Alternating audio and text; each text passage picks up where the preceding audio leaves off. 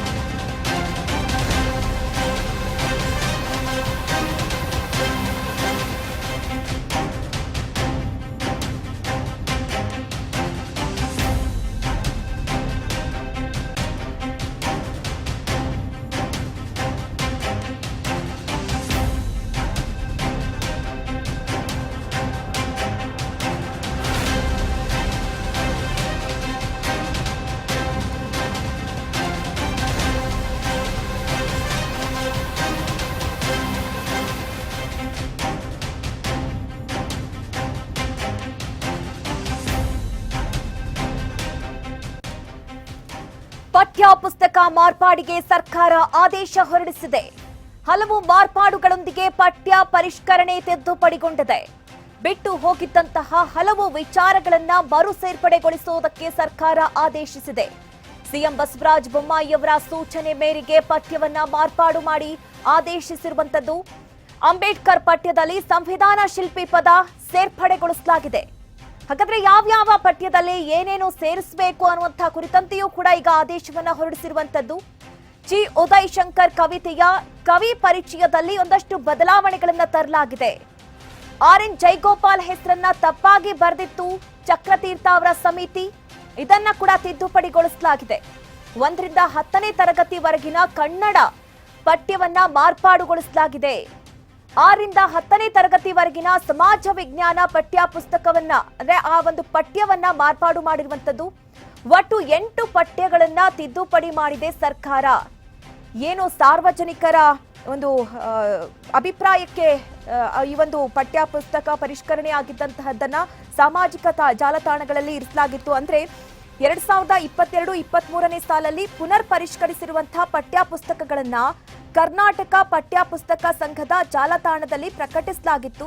ಅದರಲ್ಲಿ ಗಣ್ಯ ವ್ಯಕ್ತಿಗಳ ಮತ್ತೆ ಪತ್ರಿಕೆಗಳು, ಸಾಮಾಜಿಕ ಜಾಲತಾಣಗಳು, ಜೊತೆಗೆ ಸುದ್ದಿ ಮಾಧ್ಯಮಗಳು ಮತ್ತೆ ಸಾರ್ವಜನಿಕರು ಏನೆಲ್ಲ ಟೀಕೆ ಟಿಪ್ಪಣಿಗಳನ್ನ ಮಾಡಿದ್ರು, ಅಂದ್ರೆ ಏನೆಲ್ಲ ಬದಲಾವಣೆಗಳನ್ನ ಬಯಸಿದ್ರು ಆ ವಿಚಾರಕ್ಕೆ ಕುರಿತಂತೆ ಈಗ ಸರ್ಕಾರ ಆದೇಶವನ್ನ ಹೊರಡಿಸಿರುವಂತದ್ದು. ಕೆಲವೊಂದು ಬದಲಾವಣೆಗಳನ್ನ ತಂದು ಈಗ ಪಠ್ಯ ಪುಸ್ತಕ ಪರಿಷ್ಕರಣೆಯಲ್ಲಿ ಕೆಲವೊಂದು ತಿದ್ದುಪಡಿಯನ್ನ ಮಾಡಿರುವಂತದ್ದು. ಮೇನ್ ಆಗಿ ಅಂಬೇಡ್ಕರ್ ಅವರ ಪಠ್ಯದಲ್ಲಿ ಸಂವಿಧಾನ ಶಿಲ್ಪಿ ಅನ್ನುವಂತಹ ಪದ ಇದ್ದೇ ಇರಲಿಲ್ಲ. ಅಂದ್ರೆ ಪರಿಷ್ಕರಣೆ ಸಂದರ್ಭದಲ್ಲಿ ಆದಂತಹ ಕೆಲವೊಂದು ಎಡವಟ್ಟುಗಳು, ಅಂದ್ರೆ 2022-23ನೇ ಸಾಲಿನಲ್ಲಿ ಅಂದ್ರೆ ಪಠ್ಯ ಪರಿಷ್ಕರಣೆ ಆಗ್ಬೇಕು ಅನ್ನುವಂತಹ ಕಾರಣಕ್ಕಾಗಿ ಸರ್ಕಾರ ಒಂದು ಸಮಿತಿಯನ್ನ ರಚನೆ ಮಾಡುತ್ತೆ. ರೋಹಿತ್ ಚಕ್ರತೀರ್ಥ ಅವರ ಅಧ್ಯಕ್ಷತೆಯಲ್ಲಿ ಒಂದು ಸಮಿತಿಯನ್ನ ರಚನೆ ಮಾಡಲಾಗತ್ತೆ.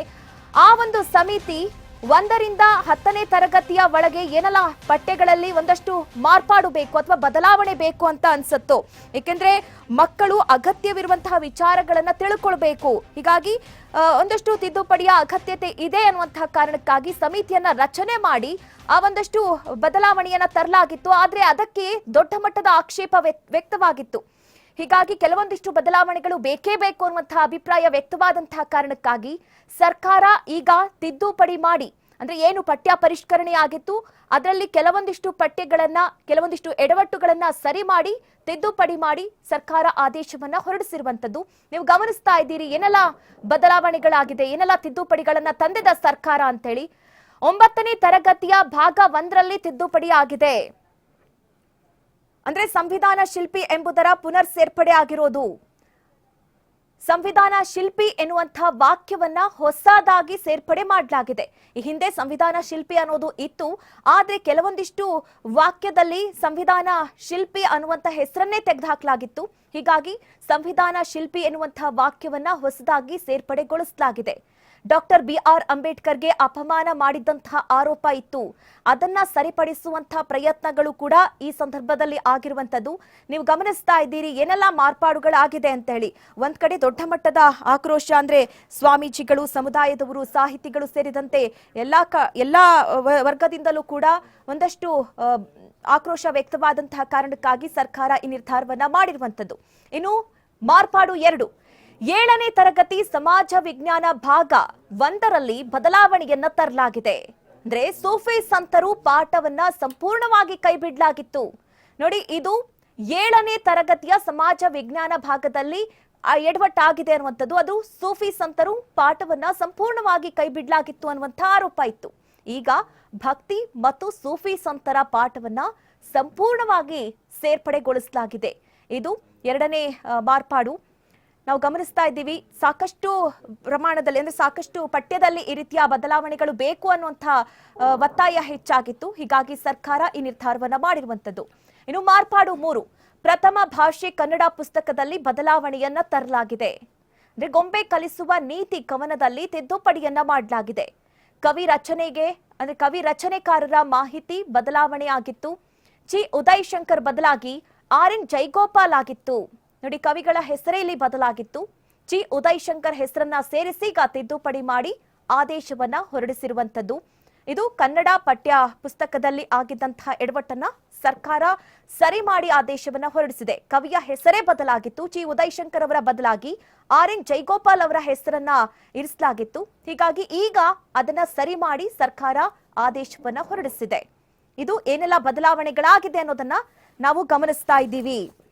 9ನೇ ತರಗತಿಯ ಸಮಾಜ ವಿಜ್ಞಾನ ಭಾಗ 1ರಲ್ಲಿ ಸಂವಿಧಾನ ಎಂಬ ಪಾಠದಲ್ಲಿ ಸಂವಿಧಾನದ ಕರಡು ರಚನೆ ಸಮಿತಿ ಬಗ್ಗೆ ಉಲ್ಲೇಖ ಇರುತ್ತೆ. ಅದರಲ್ಲಿ ಸಂವಿಧಾನ ಶಿಲ್ಪಿ ಅನ್ನುವಂತಹ ವಿಚಾರವನ್ನೇ, ಅಂದ್ರೆ ಸಂವಿಧಾನ ಶಿಲ್ಪಿ ಅನ್ನುವಂತಹ ಪದವನ್ನೇ ಬಿಡಲಾಗಿತ್ತು, ಅದನ್ನ ಸೇರ್ಪಡೆಗೊಳಿಸಿರೋದು.